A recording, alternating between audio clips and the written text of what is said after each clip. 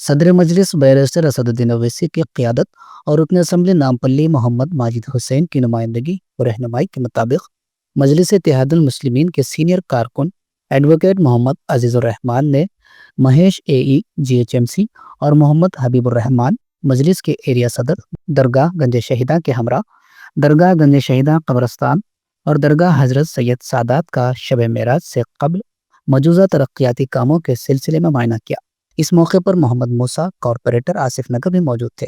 جی H M سی کے نے جلد تخمینہ تیار کرنے اور کاموں کے فوری آغاز کی یقین دہانی کرائی۔